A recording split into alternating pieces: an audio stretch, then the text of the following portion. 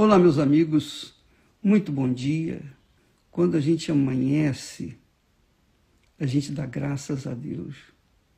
Graças a Deus pelo dia que Ele nos está dando, pelo pão nosso que Ele vai nos dar durante todo o dia. Sempre a gente dá graças a Deus.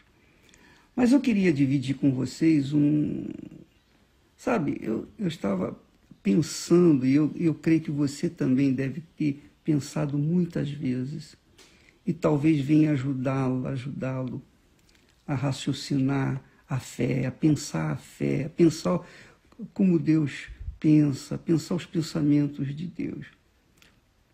Eu estava pensando assim, meu Deus, por quê?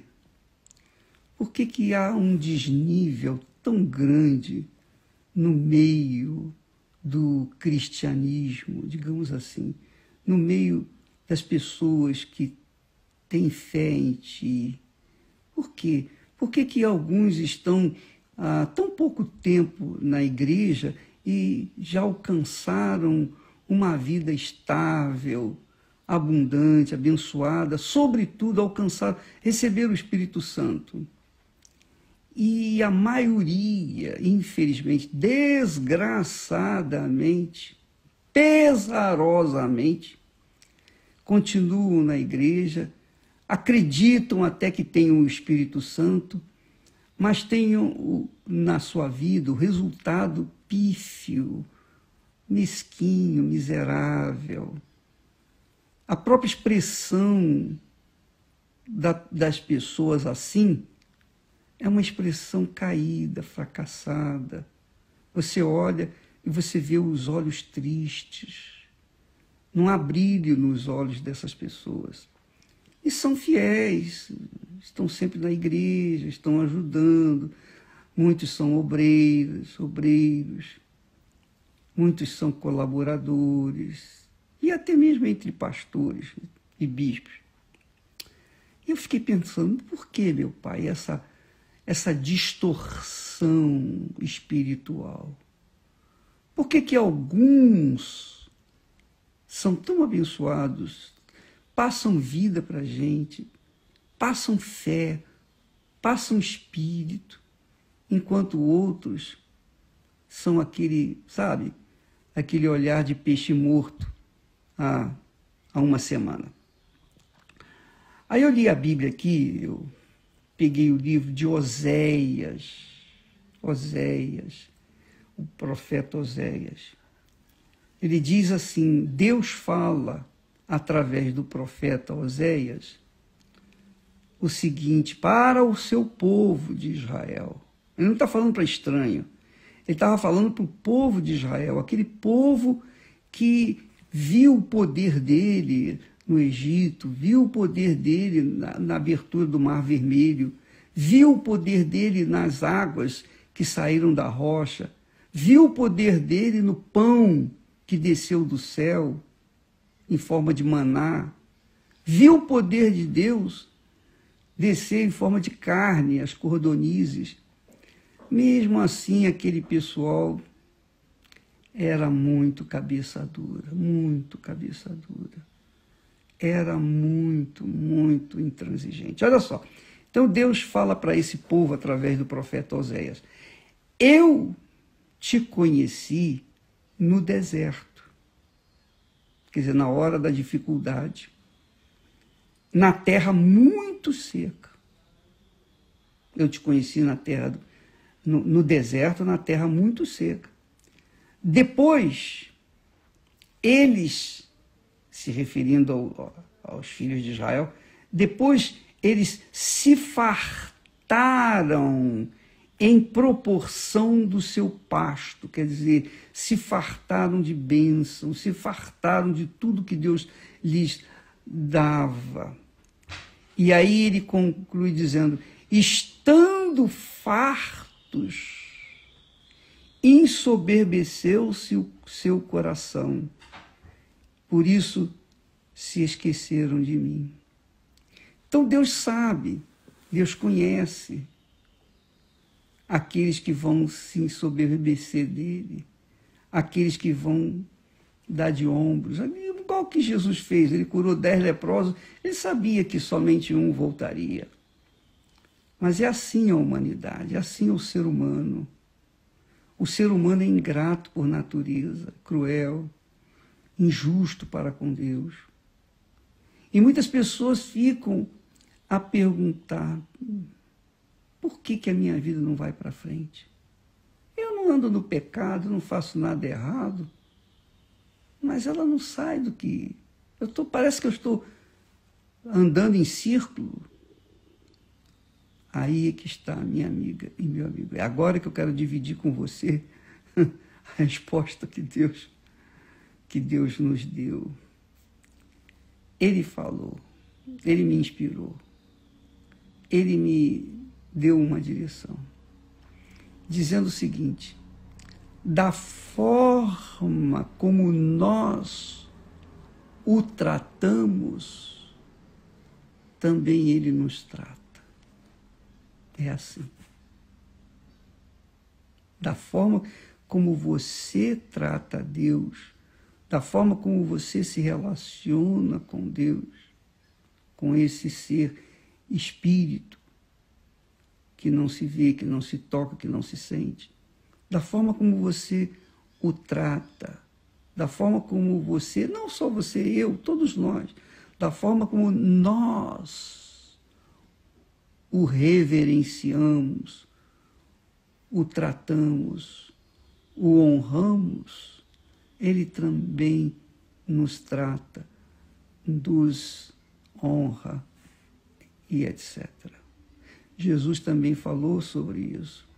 Jesus falou lá em Lucas, capítulo 6, versículo 38, da forma com que medis, vos medirão também. Quer dizer, da forma como nós medimos Deus, ele também nos mede. Então é assim, a balança que pesa a nossa alma diante de Deus é aquilo que nós ofertamos a Ele, aquilo que nós devolvemos a Ele, aquilo que nós somos para Ele. Eu não estou falando apenas no sentido de ofertas, porque oferta é a coisa mais simples. Ofertas, dízimos, isso é simples dar. Jesus observou que os homens ricos depositavam grandes somas de dinheiro, joias, ouro, pedras, etc. E ele desprezou tudo aquilo e olhou para a oferta de uma pobre viúva que deu apenas 2 moedas. Quer dizer, o Senhor vê a nossa alma através daquilo que nós ofertamos para Ele. Então a viúva pobre, ela, do que tinha, o que ela tinha, ela deu. Ela ofereceu a Deus. E o altar é para isso. O altar é para receber o que nós somos, o que nós temos, o que nós seremos, o que nós teremos. Tudo nós colocamos no altar. Então, de Deus, do altar, do Espírito do altar, vem a resposta. Da forma como nós o honramos, ele também nos honra. E é muito importante isso, minha amiga e meu amigo. Eu recebi, num dos comentários, dos muitos comentários que eu recebi no meu Facebook há já tempo, e eu até guardei essa frase que falou muito forte comigo. Ela dizia assim, eu já não me lembro quem é a pessoa, mas ela diz assim: eu fiz da minha vida uma oferta para Deus. Quer dizer, a vida dela se resumia em ofertar para Deus, para dar para Deus. Então, minha amiga, meu amigo, pense nisso, pese o seu relacionamento com Deus. Não fique olhando para os outros, não. Não fique olhando como enxerida ou enxerido na vida dos outros, não. Olhe para você. O relacionamento é pessoal, a fé é pessoal, é individual. Então, a minha fé é a minha fé. Mesmo casado com a Esther, ela tem a fé dela. E eu tenho a minha. Então, cada um tem a sua fé e cada um se dá da forma como quer se dar. Cada um se exprime para Deus da forma como quer se exprimir. Porque nós temos essa liberdade. Então, Deus avalia, Ele pesa o que nós colocamos no altar. E o altar não é na igreja, não. O altar é a nossa própria vida. Nós somos o próprio altar, o templo, não é o templo do Espírito Santo, a morada do Espírito Santo. Então pense nisso, minha amiga, para que você venha realmente ser uma fonte que venha jorrar por toda a eternidade. E eu não falo assim no sentido crítico, apontando um dedo para você. Não, eu estou tentando apenas passar para você a direção, a inspiração que o Espírito Santo me deu. Porque há diferenças entre serviços e serviços. Há muitos servos. Jesus fala dos servos. 3 tipos de servos. 2 eram bons e fiéis. O terceiro era servo, mas era negligente. Quer dizer, fazia as coisas de qualquer maneira, tinha maus olhos para com o seu Senhor. E esse foi condenado. As 10 virgens, 5 eram prudentes e 5 insensatas. Quem quis ser insensata? Foram elas. Quem quis ser prudente? Foram as prudentes. Elas, as prudentes, quiseram ser prudentes. Então, a oferta é minha. Eu faço a minha oferta. Independentemente da sua oferta, da oferta da Esther, dos meus filhos, dos meus colegas, eu faço a minha oferta. Então, a minha oferta diz para Deus a consideração que eu tenho para com Ele. E eu gostei dessa frase. Eu gostei. Tanto é que eu guardei essa frase aqui, quando ela diz: eu fiz da minha vida uma oferta para Deus. Só ela poderia fazer isso, mais ninguém. Ela, por livre e espontânea vontade, fez da sua vida uma oferta para Deus. Pense bem, minha amiga, meu amigo, porque de repente você fica acusando os outros, culpando os outros pela sua vida ruim, de má qualidade. De repente você fica colocando na conta do próprio Deus: não, Deus, o Senhor não é justo, o Senhor, olha a minha vida, o Senhor não move a minha vida. Mas não. Somos nós quem determinamos a bênção ou a maldição na nossa vida. E Deus apenas cumpre, honra. Jesus disse: aquele que me serve, o Pai o honrará.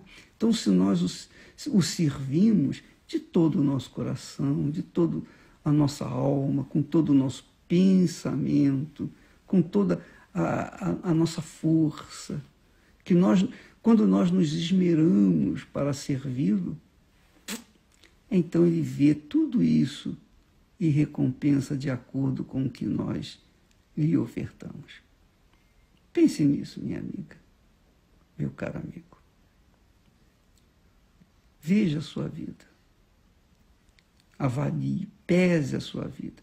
Ao invés de você ficar diante do espelho, observando os detalhes da pintura, nos olhos, na boca, ao invés de você ficar preocupado com o seu exterior, olhe para o seu interior. Olha para Deus. Meu Deus, o que o Senhor quer de mim? quando ele disse: a quem enviarei? Imediatamente, Isaías, que veio se tornar um grande profeta, ele disse: eis-me aqui, Senhor, envia-me a mim. Espírito Santo, ilumine o seu pensamento, esclareça melhor essas palavras e venha dar uma direção para a sua vida, de forma que você venha ser a fonte que Jesus sempre desejou ser na sua vida. Deus abençoe a todos, em nome do Senhor Jesus. Amém.